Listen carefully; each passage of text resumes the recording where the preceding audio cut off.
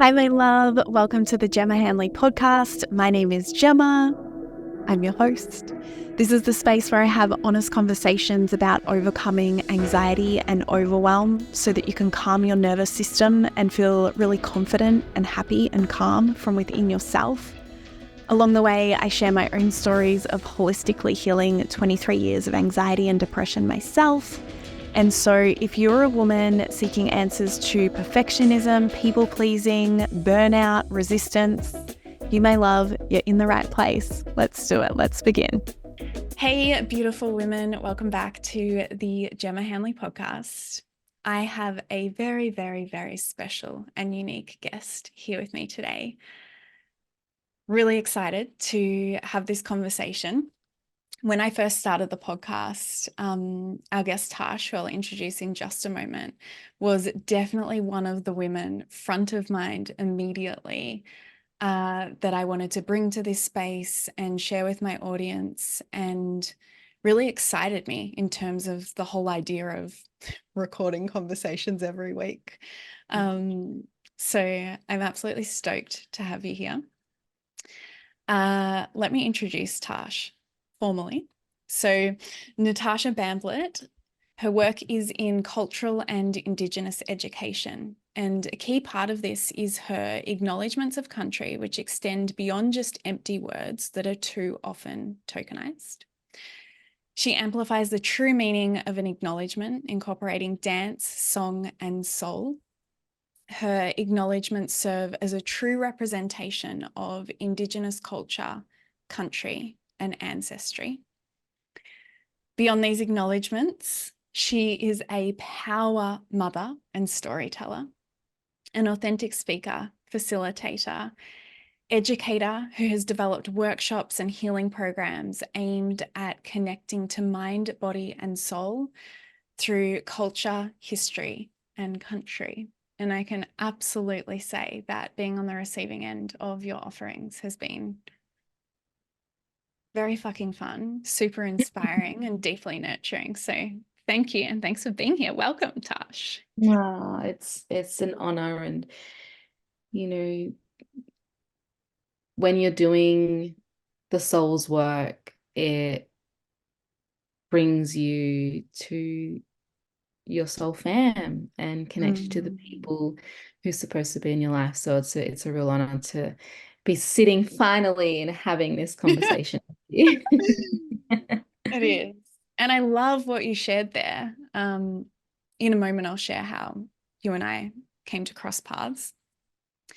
But it's so true because I hear so many women in pain, but also curiosity of how do I find my soul family, or how do I find the people I feel connected to? And it really is, if we lean into our own truth and our own authentic expression, we do. We find those people, they just start appearing as if it's magic. So It's true, it's true. And I've experienced that on many different levels with many different people.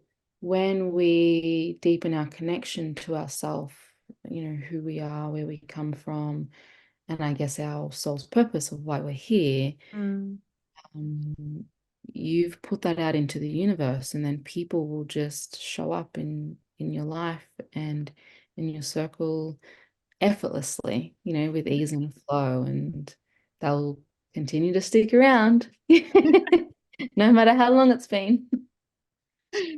yeah, and this real absence of trying to make that happen or trying to make that work. Yeah. Cool. Before we begin, I'd love to do an acknowledgement of country.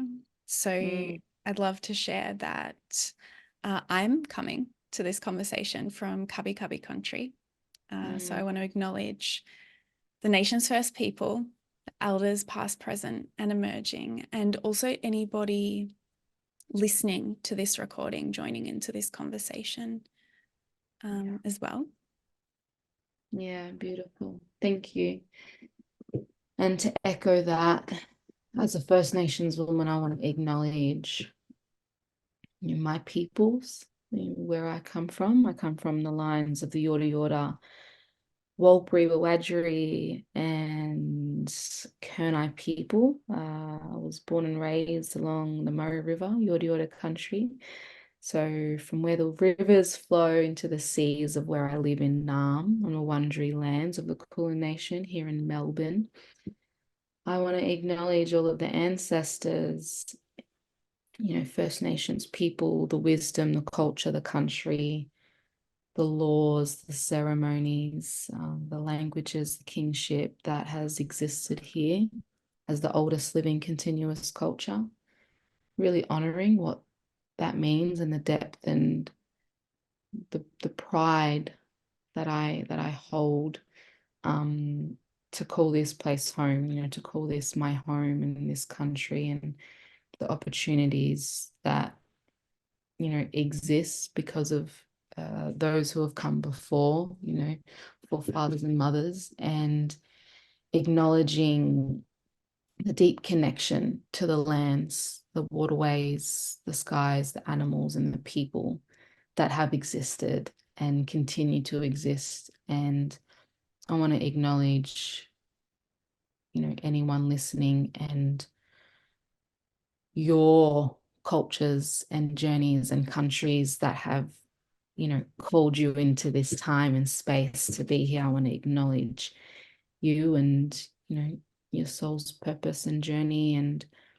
acknowledging how we get to walk forward is to honor those who have walked before us, that we get to leave this place better than we found it, as our right, as a responsibility. And in that, I believe there is great power. We can tap into an ancient wisdom and to learn and grow from that place. And I guess that's what has led our connection. More to that, but really honoring, what's here for us. We are in one of the most beautiful countries in the world, with the landscapes that it has, and it calls people from all around the world to come and call this place home or experience this land. It is the heart of the world. That Uluru is, the rock and the heart. And I believe the first peoples here are people of the heart, the love, the kindness, the care, just acknowledging the existence of that, the meaning, and how we as Australians that come to live and put our feet into the root of what is here, acknowledging that lies within us all.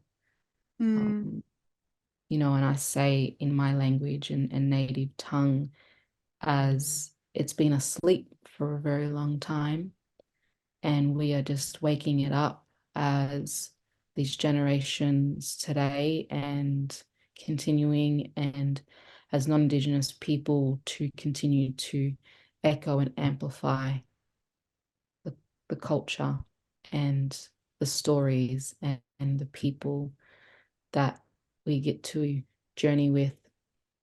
I say, Te Kalinyan Ganya, Neana Kakaya in Benawaka. Neana Kayan in Beniakrum Ja, Dumanya Gumika Dumaka Ithawaka Nidawaman Daman Imalan. Mumbangara Bome in Nan Waka, Down in Yakrum Ja, Utunadana. I said, hello, beautiful friends. We walk upon the land of the Aboriginal people. We thank, acknowledge, and respect the Aboriginal people's land that we gather on today. Take pleasure in all the land and respect all you see. That's yourself, your community, and your country. Beautiful. Thank you, Tash. You're welcome. A couple of the words there that you shared too around, it's our right and responsibility for, to take care of this land and what we get to gift forward as well. And I think, so many of the women listening to this podcast, a question that they struggle with to be able to answer is, who am I? and like, what am I here for and what is my purpose? And we tend to always only look forward for ourselves in that. And the absence of looking forward for others, but also looking back to our heritage and to the generations before us and how much fucking purpose there is in that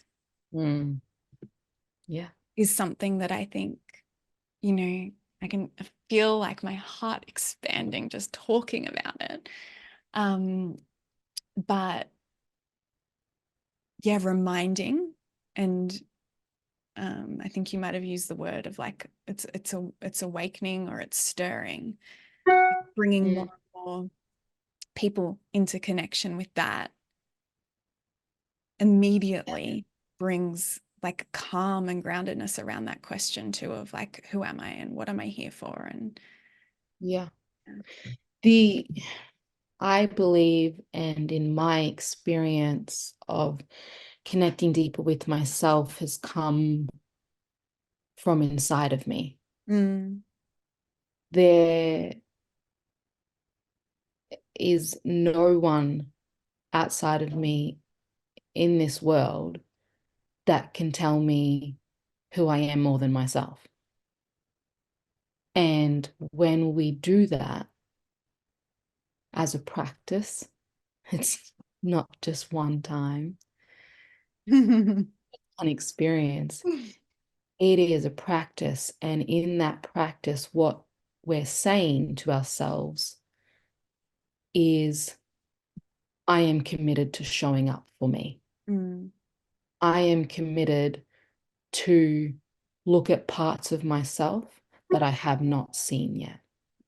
I am committed to the discovery of who it is that I am and who it is that I can be. And that happens inside of us. That happens when we sit and we listen to what's going on, what's here. People may call it prayer. You know, it's in form of meditation, and meditation can look different for everyone. It's just quietening of the mind and deepening our sound or attunement to what's really going on inside. Giving ourselves the opportunity to hear it. Really creating the opportunity that so many of us are really afraid of, scared of. Yeah, it's creating the space intentionally.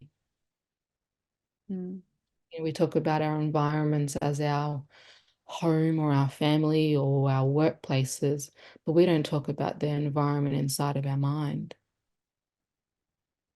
You know, our internal environment. What are we listening to?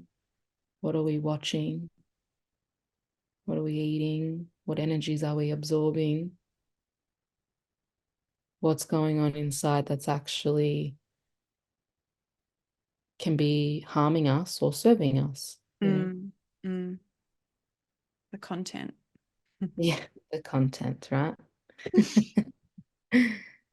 Before we delve any deeper, the things that I love to do with a guest in the earlier stages of our conversation is share with the listeners how we've come to connect, because over and over and over again, questions I get from the women in my space is like, how do I find more of the people I'm in alignment with? How do I find people that just get me and that understand me? And it requires us to be an active participant in that, right? Which I think is what comes through in each guest when I share how we've come to connect. But for us, I was sharing with you before we hit record, it was in 2020 that I attended one of your workshops. I think it was maybe like a half-day event. And then beyond that, I joined one of your online experiences as well. And then it's really been, you know, one of the gifts of our screens and social media that we stay connected and informed in terms of what's happening in each other's worlds. But yeah, that's where it's all began. Hard to believe that was 4 years ago now. And I also love to share a couple of things that I really love about the woman that is sitting in front of me when I host them in this space. And easily with you, it is the size and openness of your heart. So very, very interesting too that in your acknowledgement, you shared that you feel like this country is the heart of the world and that it holds the people here, a very heart-centered people.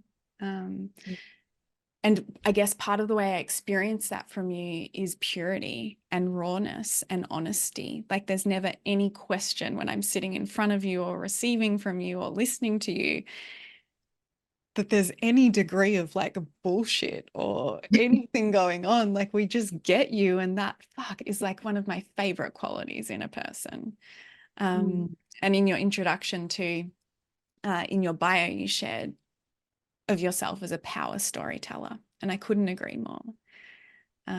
So potent. And I just find when I'm listening to you, there's never any of these random tangents that do not need to be a part of the conversation. It's like so grounded and so rich. So these are just a couple of the things that I love about you and that I know the listeners are going to get to enjoy as well from having you here in this space. So thank you. Oh my goodness, that is such a beautiful reflection and compliment, just to know I've been received in that way. And, it makes me feel good that I'm doing and acting in alignment to what I value. In other people. And that's what I try to look for in other people. Are they reflecting the things that I care about the most? And it's really nice to know that when somebody speaks that, what you've just shared is affirming that I am not bullshitting. Over and over and over again, babe. That's all I see. And it's so nice. It's so nice. So thank you. Thank you. I wanted to just ask you a question. Sure. I'm just gonna just flip the script at the moment, is to speak to the listener in a way of, what did you do in the sense to be called to action to my event or to me? Because that was a bold call out, and that was not for everyone. Tell the people that was there that day were heart-centered people. Their heart was in the right place. So when somebody that feels a call to action, what for you made the difference for you to actually take action? It wasn't something that immediately became present all of a sudden in that time or in that moment. For me, it was practicing over and over and over again. That analogy of like strengthening a muscle, of asking myself, this way I'm living, or this way I think, or this approach I bring to my life and the world, where does that come from? Like, where did I learn that? Is that approach based in my own factual experience? Is it based in my own research? Is it based in my own truth that feels resonant in my body? Or has that been one of the many things that throughout life, and this isn't wrong or bad, this is like how the human condition works, that has been collected from my external environments, from that content that you were speaking about before, the exposure to content, whether that is our primary caregivers or the news and media or the education system or the culture that we have ended up in because of like the choices that needed to be made for us initially of where we were educated and the hobbies that we had and the people that we've surrounded ourselves with. Is that way of thinking and is that approach to life one, factual, but also is it even mine? Or is it something I've been offered and I've acquired and collected it and carried it and I haven't yet taken the time to review it? Yeah. And so that is how I live my life. And for me, I got a massive, wake up call when my physical health, physical, mental, emotional, spiritual health really hit a crisis point around like 2014 and 15. And I'd been very unwell, chronically unwell for 10 years before that. But it got to the point where I was blacking out from panic attacks, suicidal depression thoughts, like the longest list of physical symptoms in terms of my gut and my hormones and my heart, funnily enough, and just chronically fatigued, couldn't work, was in a wheelchair, a lot of days couldn't leave the house. And so that was a big wake up call moment for me of, okay, hang on, have I been the one designing my life? And have I been living by like a philosophy that is true to me?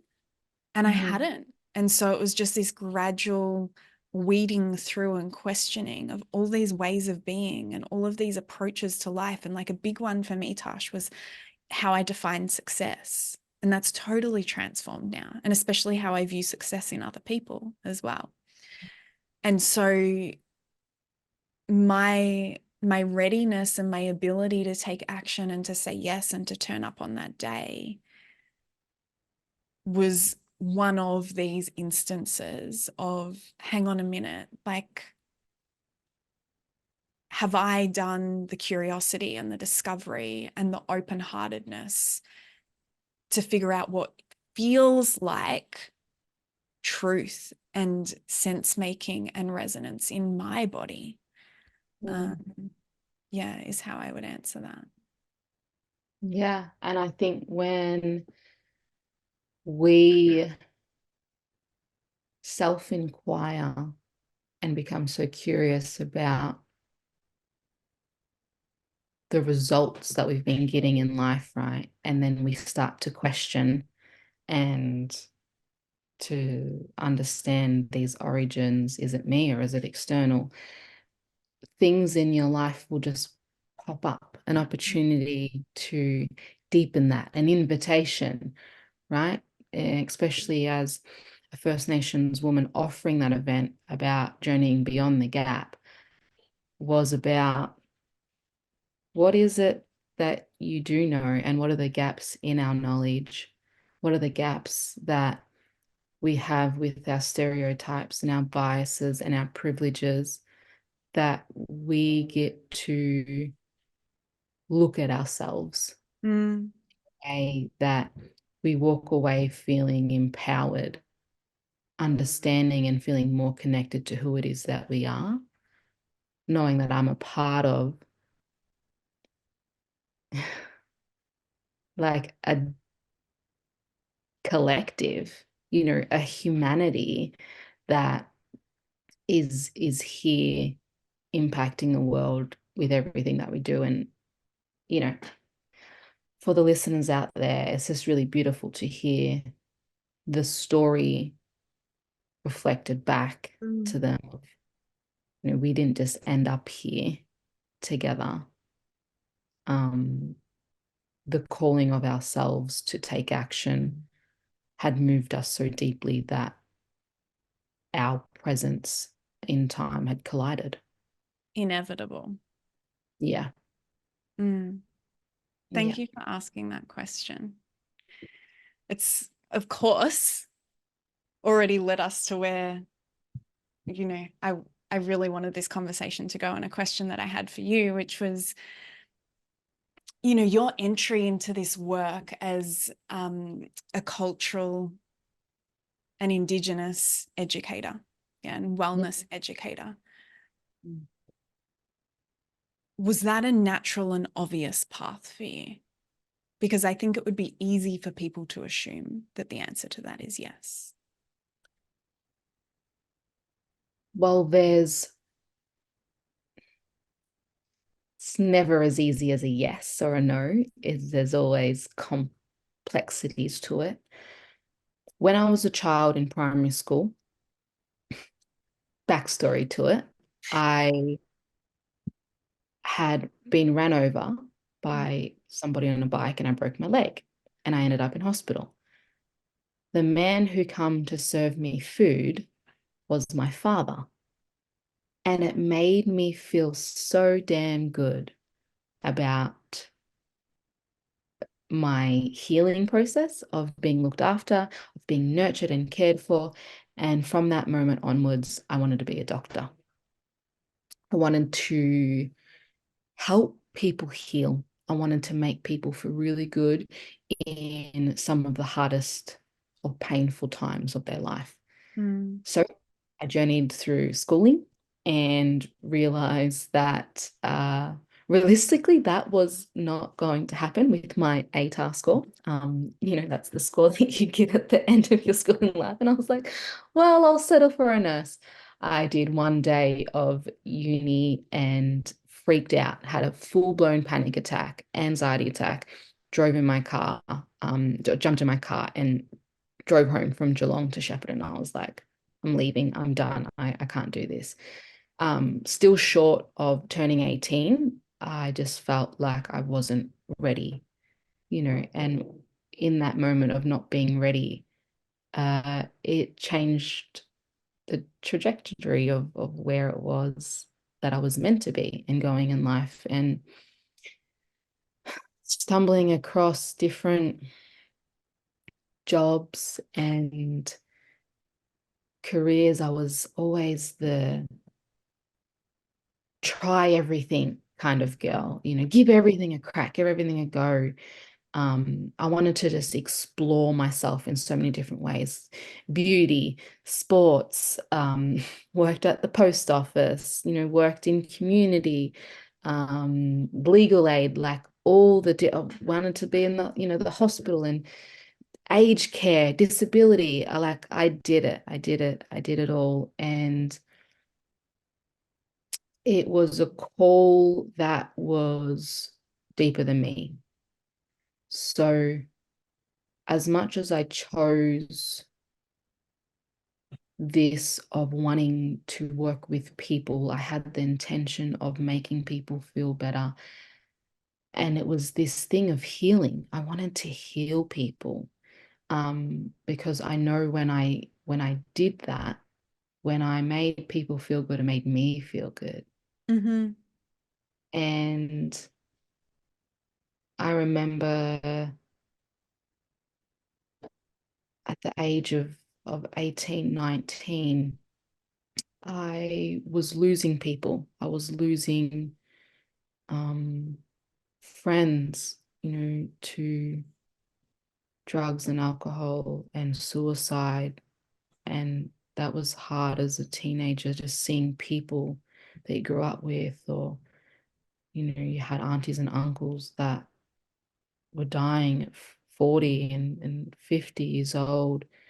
And that kind of become a norm for me. And I was like, but is this, the question Mm. is what is really meant for me? Like, Mm. is this my life story as well? So I had called my brother and he grabbed some of his friends and I grabbed some of, these young girls who I'd seen this really beautiful energy and potential with. And we bring them to our house, and in our parents' shed, we got together and made some dances because me and my brother shared a passion for music and dancing, and that was our expression and connection to ourselves and our culture. And we shared that with a few other kids, and it had just led from there. It Mm-hmm. had led 10 years ago. And I called the group the Individual Spirits. Mm-hmm. Um, because it was this group of individual spirits that were coming together to share this um, common unionship.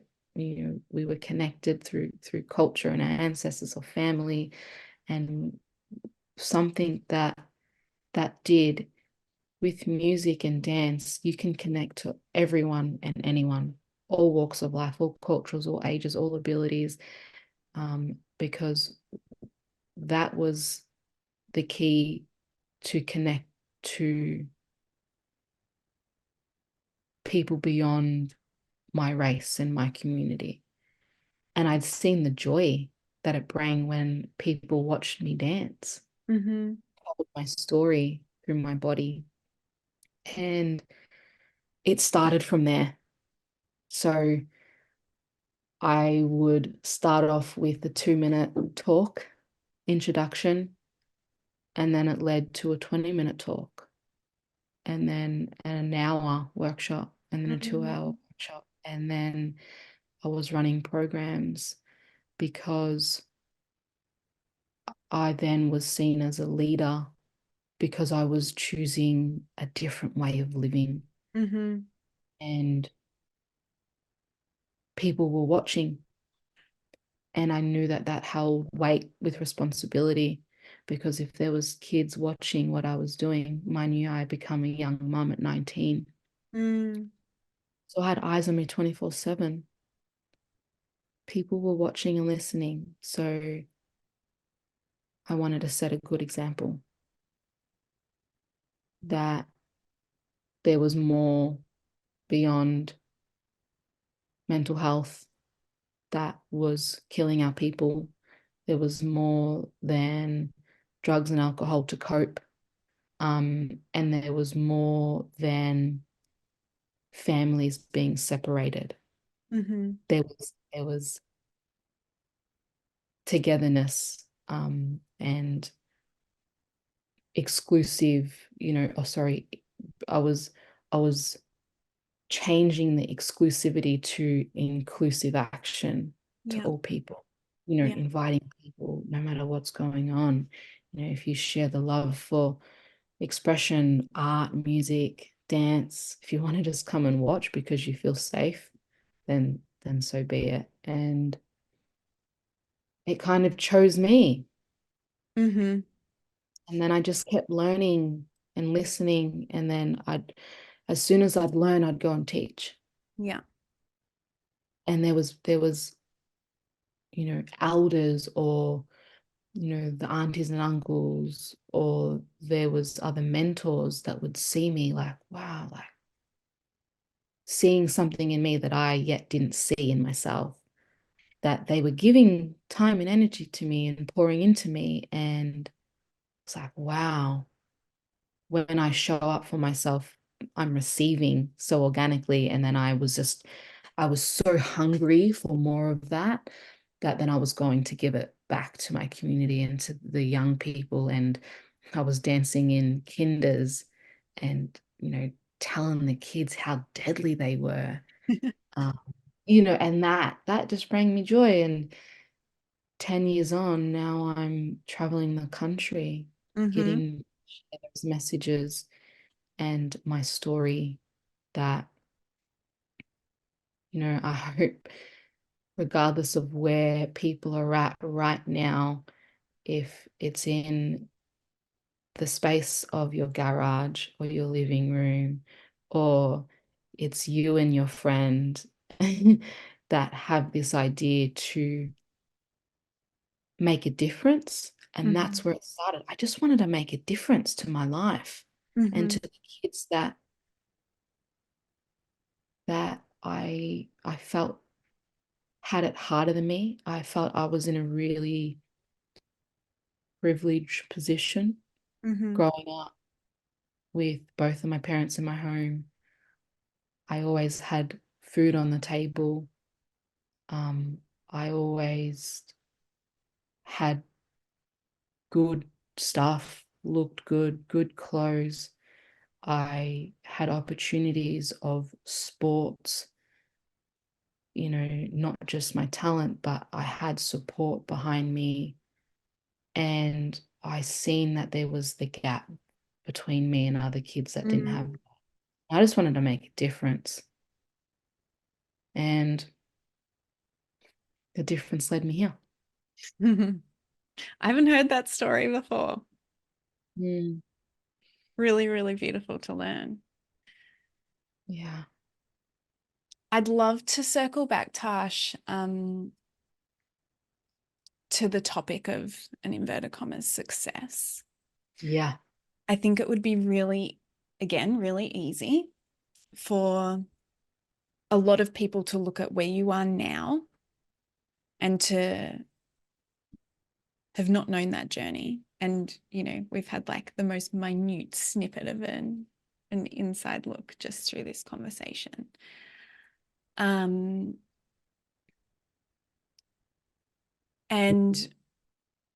really glorify how successful you are, how confident and how refined and how certain, you come across in all of your content. And you are. Mm, I think, and something that I've seen is that when we're looking into a snippet of somebody else's life and feeling like that, one of the other things we're feeling internally is that's not possible for me, or it's been easier for them and that's why they can have it and I can't, or they're lucky and I'm not. yeah, exactly. They're lucky and I'm not. It's meant to be for them. It's not meant to be for me. Mm, And so something I'm very passionate about and I love having conversations about is like the road and the journey that it's taken to get there that often isn't talked about as publicly. And so one of the things I'm curious about is, I can share that being part of your spaces and being part of your work as a participant, I always feel so safe. And like there's so much freedom for me to express. And to the best of our ability, like shame gets to be put aside. And there's definitely, I haven't experienced or seen in any form like this acquiring of shame because of a question that's been asked or the way it's been asked, and yet I imagine that you have been on the receiving end of the opposite of that. Where maybe not you individually, maybe I don't think any of us get through life without it, but definitely, your culture and your heritage has been shamed and has been stereotyped. And so what's it been like for you to step forward in such a potent and like grounded leadership role,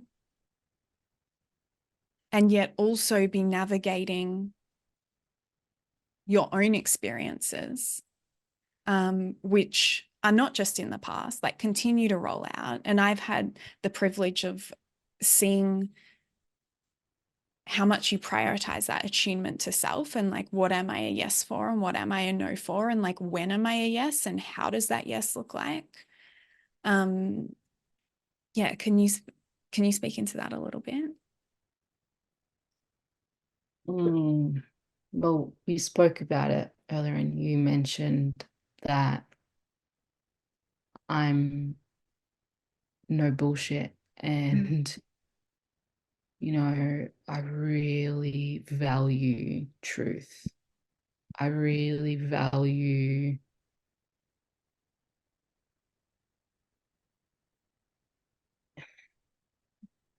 authenticity and to be real. And anyone that's followed me for a while, you've probably seen that. And even if they're new, they'll catch glimpses of me,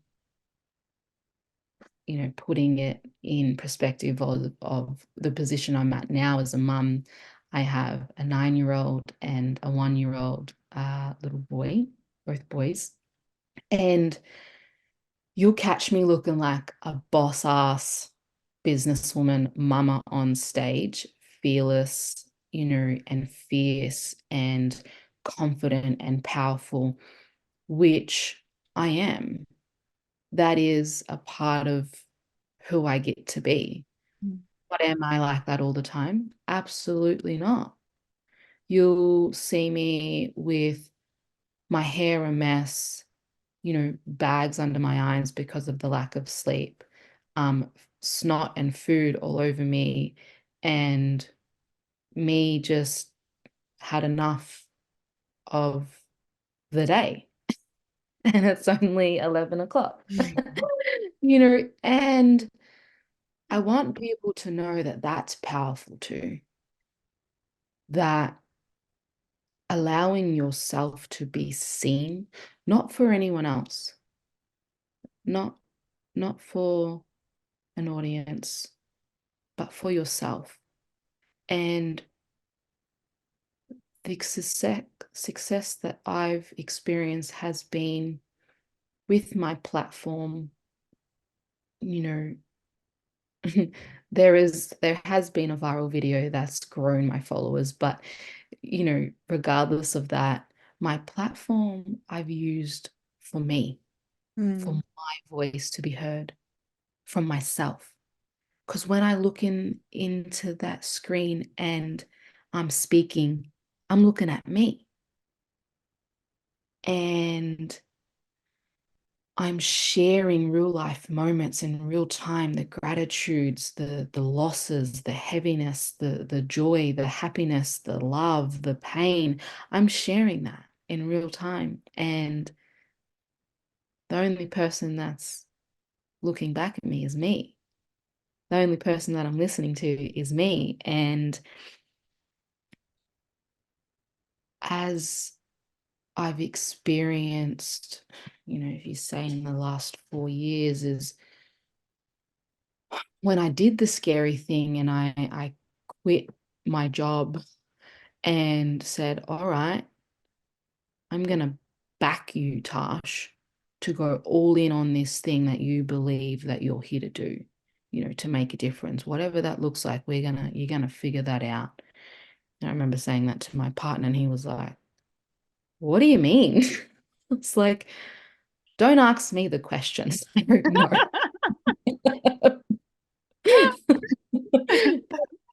But I'm doing this thing, and the relationship I've cultivated with him, that he was like, you know what, I trust you. I trust you to know you best, to know your decisions that you're making. And if it doesn't work out, well then you know what to do. Go and get a job. And I was like, all right. I see that as success, as a representation of what success means to me. It's not how much money I make. It's not the caliber of people that are in my circle. That's a part of it. That comes with it, right? But the success lies within my home when no one's watching, and it's the day-to-day, the morning, the night routines, the things in between, that I am creating the habits, breaking old cycles and conditionings of how I see myself, what I believe about myself, what I believe about the world, and all of these beliefs that I've had to work on. And I'm talking about from money to relationships to mothering to culture, community, all of it. And there's more, and there's more. But an example of what success looks like to me is watching my sons at an event copying what I do on stage. I saw this on your stories this week, the breath work. And Yeah. your 1-year-old. My 1-year-old knows how to breathe. Mind you, we all do. We're all breathing all the time, but intentionally. He knows the word. He knows how to breathe. It looks like me and my partner, reflecting before we go to sleep. Wow, we're really proud of ourselves. Or hearing him say, I'm really proud of you and how you handled yourself in that moment where sometimes you'd lose yourself or you'd get caught in your head and your mind. And, like that's success to me. Knowing that I get to show up as the best version of me with the role that I get to play in that moment. It may be the speaker that I come off an event and I go, damn, that was good. It's not about how much I was paid for it. Again, that comes with it. But it was about that message that just punched people in the heart. Did you see that woman? Did you see that middle-aged white man that had tears in his eyes? That's success. It's touching the hearts of other people that at some stage that you didn't believe you could, or the world told me that wasn't possible. Like, I am defining and redefining what success looks like for me. And success looks like me being on this podcast and sharing parts about my story that I haven't. Because I have stepped into the ownership of it, that I now believe I am so damn worthy of my story being told and heard. And then what comes from that is another podcast interview or as an invitation to go and be a guest speaker at an International Women's Day, or to be asked to tour this country for an event.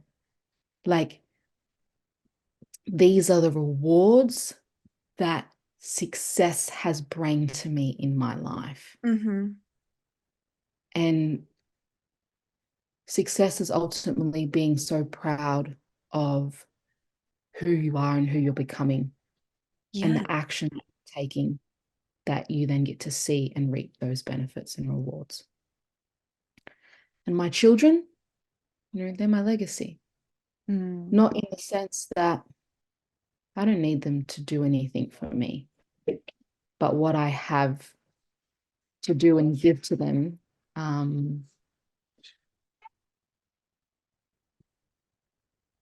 talking about my kids, that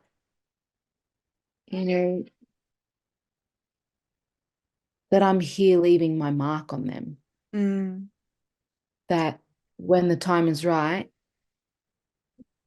that they're going to trust themselves and know themselves to be like, yeah, I belong in this world and I'm worthy of this space.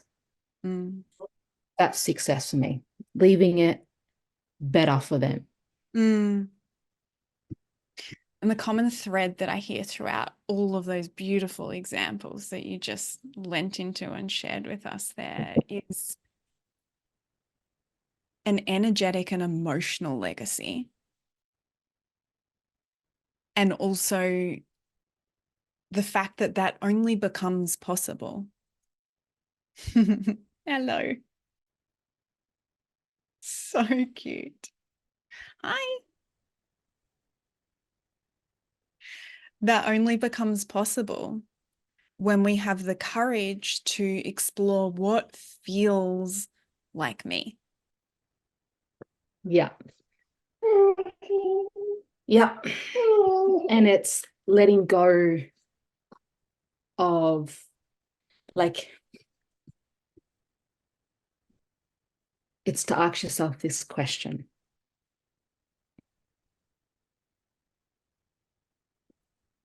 Can you be brave enough to let go of those parts that no longer serve you? Can you be brave enough to put boundaries up for your energy and for your family and for your peace with so much love with your own family, with own family? You know, it's getting so clear about who you are and what you stand for that you won't let anything else come near that, touch that, take that. He agrees. And it's messy to start with. Like, that question of like who I am and what I stand for can feel so far-fetched for some women. And we only begin to gain clarity around that by just beginning with like testing and finding out, and like pulling a tiny thread that maybe could possibly be a skerrick of what I stand for and what's important to me. And then using the information that we receive from having the courage to pull that thread to then do the next one. Yeah. Yeah. It's one thread at a time. And with women, we are the most beautiful creatures in this world, in this lifetime, as a human experience that we'll have. And to be a woman is so damn powerful that within the power just over our lifetime, I think it's scared a lot of people. It's scared men, it's scared ourselves, you know, that we've become distant to who it is that we are. And as women, we have this innate power, which is called our intuition, you know, our gut. It's those signs, it's that feeling, it's that little voice to be like, oh, that doesn't feel right. But it takes courage in that moment to trust it. Can you trust what your soul is trying to tell you and the direction it's trying to take you? Can you trust and take the next step blindly because you feel that is the right way to go? Can you trust yourself to know, if I walk away from this relationship, job, place, that it's going to take me to some place better, and that everything will be okay, even in the unknown? Like, we as women, we have that ability, not just some of us, but all of us. And we get to be that shining light and guide to our children, our communities, our men, and the next generation. Like, and it's as you said, it's practicing and flexing that muscle. The more we do it, the more we take action in those moments of time, then it's going to lead us to where we're truly supposed to be. Yeah. Yeah. The leaps of faith that cannot, you know, we crave this unobtainable certainty of like, oh, well, I just need to know this and this and this, and then I'll trust myself, or I'll trust the calling or the pull or the feel or the repel. Yeah. Mm. You know, Our and life's that's, work. yeah, that's it, and that's understanding the masculine and feminine energies and what's at play, and how to strengthen both of them. The duality that we hold inside of ourselves as women, to know that we have the power to flow between both. Mm-hmm. And our feminine is always there, and to allow ourselves the space, the calm, the safety, to drop into that and act from that place.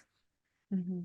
And that's what I've experienced in my life, that I lived 10 years on this journey of discovery, probably a solid 6, looking for all of the external signs, wanting someone to tell me how worthy I am, for me to feel worthy or loved, wanting somebody to tell me how much they think I am, rather than me asking for my worth, wanting my children to validate, me as the mother that I am, and hold this image, rather than me saying, I'm doing the best I can, and then I'm just going to be better again tomorrow. Mm-hmm. And learning and growing with them, rather than being separate to them. And whatever roles we play in this world, that we always have the opportunity there. Mm-hmm. Yeah. And returning to the moment as well. It's a question I cheekily ask a lot of my clients is, have you done the best that you could possibly humanly do today?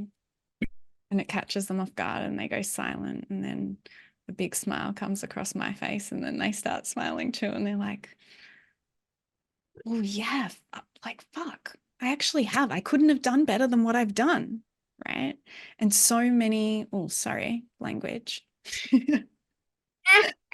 So many of, so much of the pressure and the labeling of ourselves as like not good enough or failing or having something wrong with us is that we're not coming back to that moment of, yes, that vision we want to grow into and become more of is so beautiful, and the validation of where we are right now.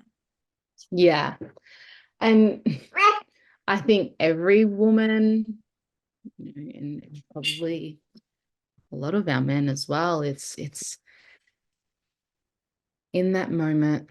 And even though I feel like this, can I hold compassion for myself, where I can find it in my heart to feel forgiveness. Mm-hmm. And in the forgiveness practice,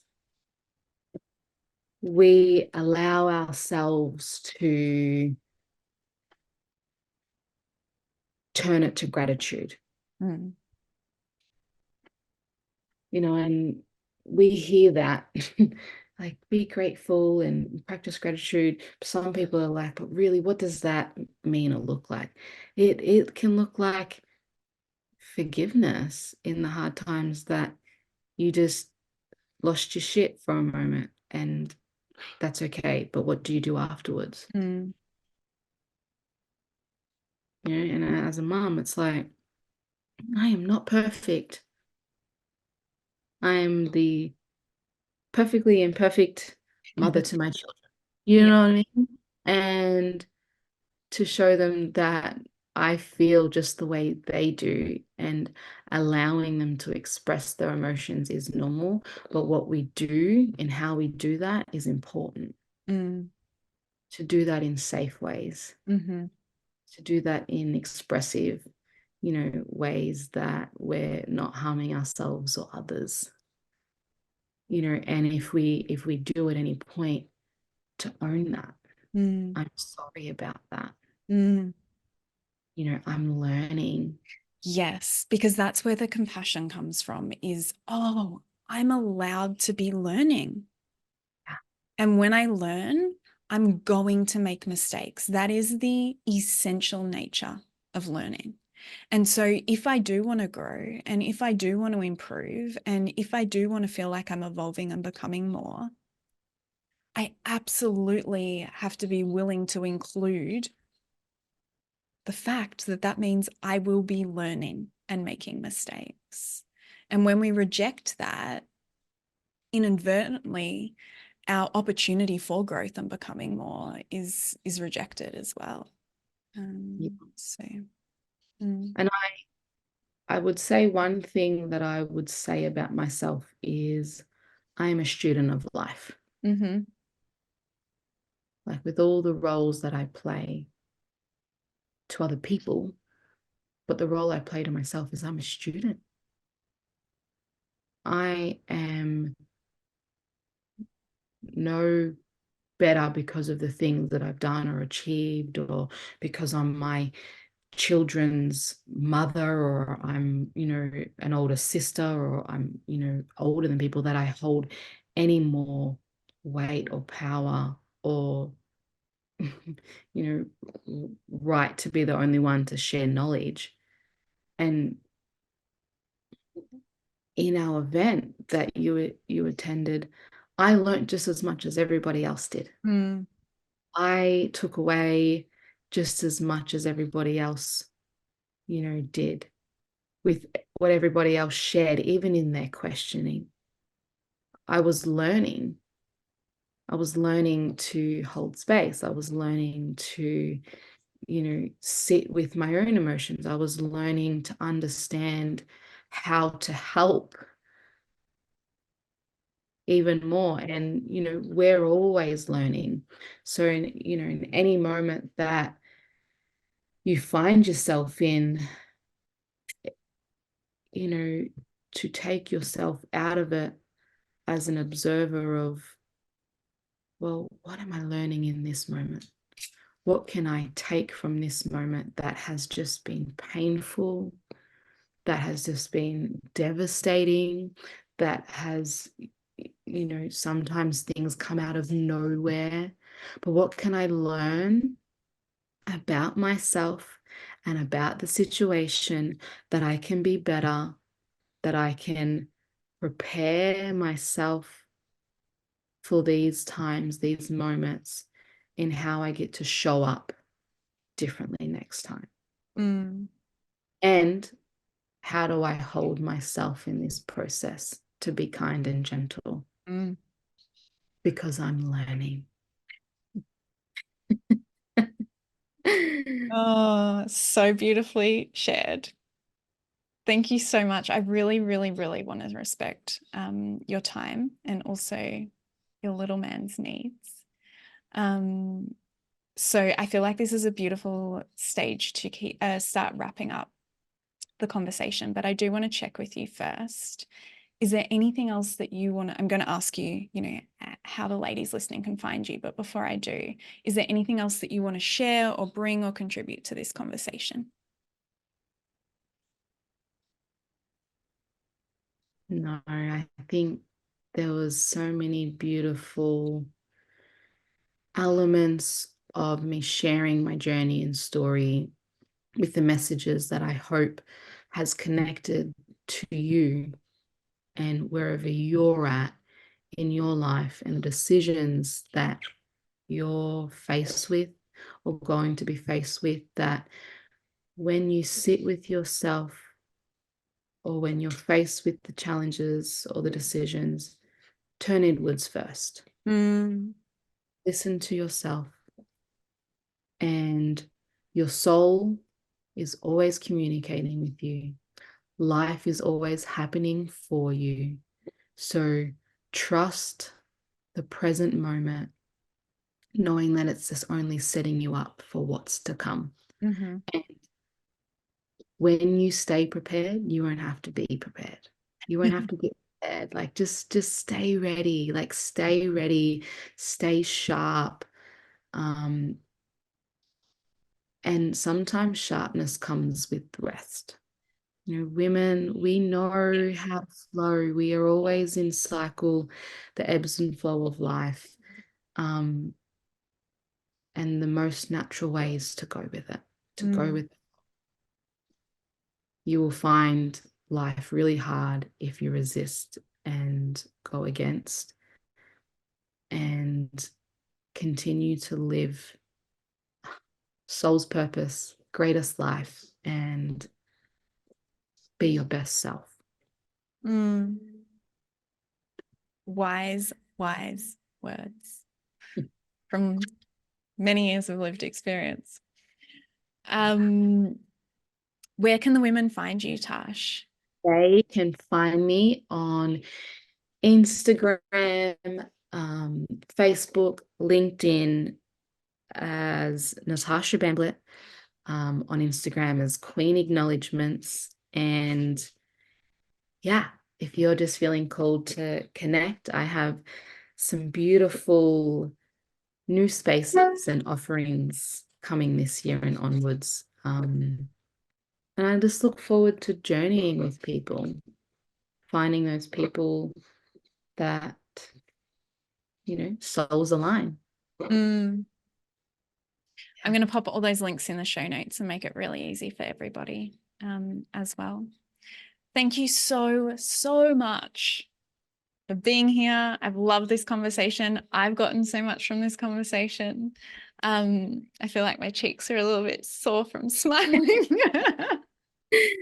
No, I feel really energized and tapped on, and you know, go to where you're welcomed and you feel that. Fuck yes. Yep. Thanks, Tash. Thank you. Thank you for being here for this conversation, my love. If you would like more free resources, if you'd like to learn about my programs or coaching opportunities, you can find all of that information at my website, gemmahanley.com. I'll link it below in the show notes. And if you would like to connect daily, head over and find me on Instagram. My handle there is Gemma E. Hanley, and I reply to all of my DMs there personally. If you enjoyed this episode and found it valuable, please share it with someone. You never know who needs to hear one little thing to take their day from feeling stuck and heavy to light and free. See you on the next one.